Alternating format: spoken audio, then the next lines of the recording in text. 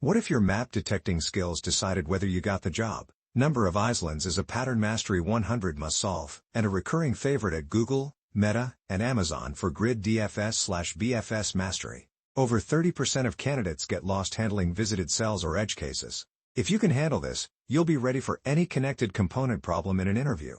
Let's solve number of islands using the basic method, breaking down the problem step by step, so you can handle any matrix traversal with confidence.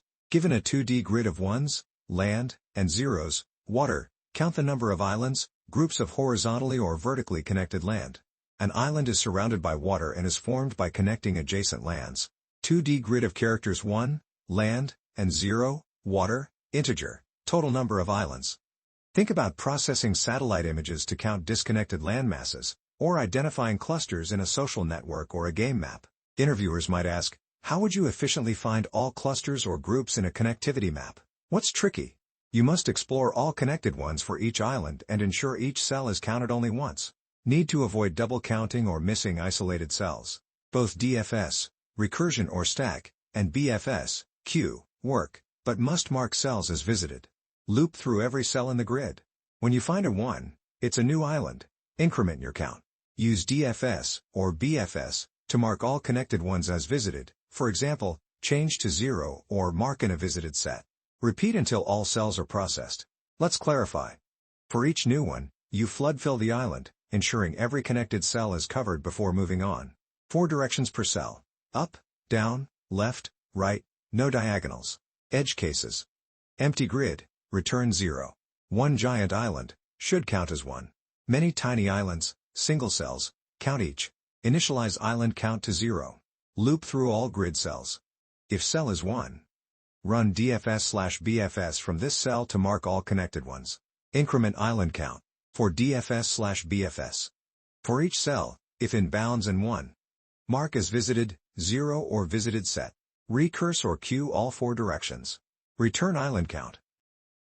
Let's try to implement it using solution 1. Time complexity, OMN. The concept discussion. We're counting how many separate islands exist in the grid, where 1 means land and 0 means water. The strategy is, whenever we find a land cell that hasn't been visited, we've discovered a brand new island, so we increase the count. Then we run DFS to flood fill that entire island, meaning we walk outward in 4 directions and turn all connected land cells into water, 0, so we don't count the same island twice. Repeat this across the whole grid, and the final count is the number of islands. This function scans the whole grid.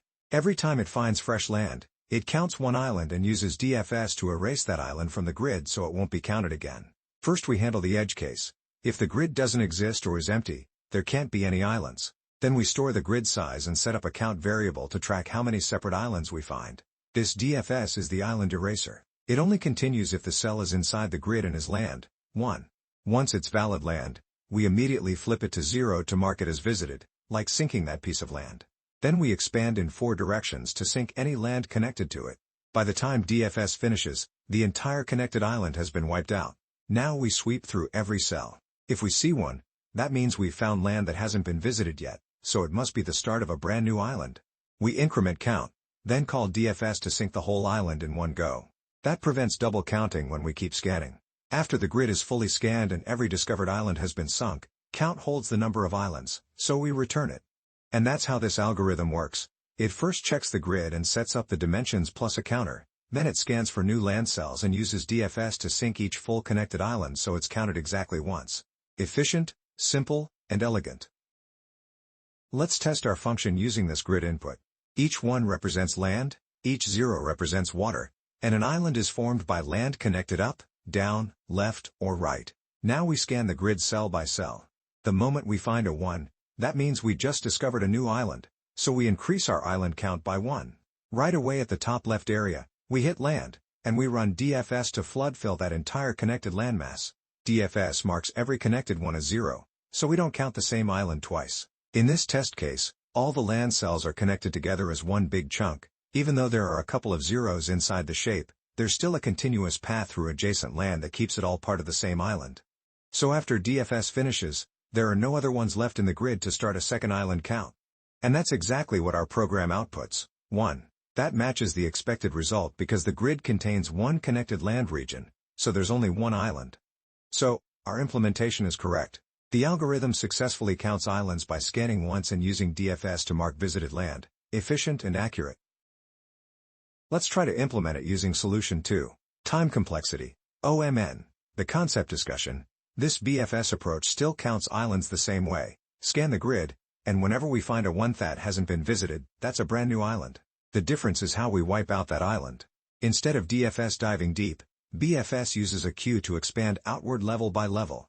We put the first land cell into the queue, then repeatedly pull a cell out and add its neighboring land cells. Every land cell we touch gets flipped to 0, so we never count it twice. When the queue empties, that entire island has been fully explored and removed. This function scans the grid. When it finds land, it counts one island and uses BFS to turn all connected land into water so that island can't be counted again. First we handle the empty grid case, then store MN for boundaries. We set up count to track how many islands we find. And we prepare DIRs, which represents the 4 directions we're allowed to move: up, down, left, and right. This double loop is the island detector. The moment we see a 1, we found the start of a fresh island, so we increment count. Right away, we mark that cell as 0 to claim it as visited. Then we start a BFS from it using a queue. The goal of that BFS is to find every land cell connected to this starting point and sync it. Here's the BFS engine. We keep pulling land cells from the queue and checking their 4 neighbors. If a neighbor is valid and still 1, it belongs to the same island, so we immediately flip it to 0 and add it to the queue. That flip first, then push move is important. It prevents the same cell from being added multiple times, and it guarantees each land cell is processed only once.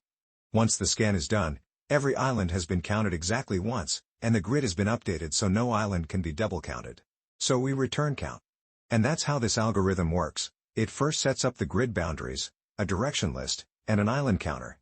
Then it scans for fresh land and uses BFS with a queue to sync every connected land cell so each island is counted once. Efficient, simple, and elegant. Let's test our function using this grid. Each 1 is land and each 0 is water, and islands are land cells connected up, down, left, or right. We scan every cell. When we find a 1, that's a brand new island, so we increment count. Then we immediately run a BFS flood fill starting from that cell using a queue. As we pop cells from the queue, we look in the 4 directions. Any neighboring one is part of the same island. We mark it as 0 and push it into the queue. That way, the entire island gets erased so it won't be counted again later. In this input, we end up finding 3 separate land groups. One big block in the top left, that's island number 1. A single land cell in the middle, island number 2. And a connected pair at the bottom right, island number 3. And that's exactly what our program outputs, 3, matching the expected result. So the output makes perfect sense because there are 3 distinct land clusters that aren't connected to each other. So, our implementation is correct. The algorithm successfully counts islands by scanning the grid and using BFS to mark each discovered island, efficient and accurate. Alright, quick recap to wrap up number of islands. Conceptually, we're given a grid of land and water, where an island is a group of connected land cells, only in the up, down, left, right directions. The goal is to count how many separate land clusters exist, basically like grouping regions inside a matrix. The big challenge here is avoiding double counting the same island. As soon as we discover a land cell, we can't treat nearby land as separate islands. We have to fully explore that entire connected region. That's why DFS or BFS both work perfectly here, using the classic flood fill pattern. And once a cell is marked visited, it should never be processed again. The plan is simple and repeatable. Scan every cell in the grid. If we see land, that means we found a new island, so we increment our counter. Then we flood fill outward from that cell to mark the entire island as visited, so we don't count it again later. We created a DFS or BFS helper, added boundary checks, skipped water cells, and immediately marked land as visited, either with a visited tracker or by flipping it so it won't be revisited. The code executed on LeetCode with no errors. We confirmed there were no overlaps or double counting. It worked on empty grids and dense land, handled separated clusters correctly, and all test cases passed. The main takeaway is that scan plus flood fill is the core grid traversal pattern.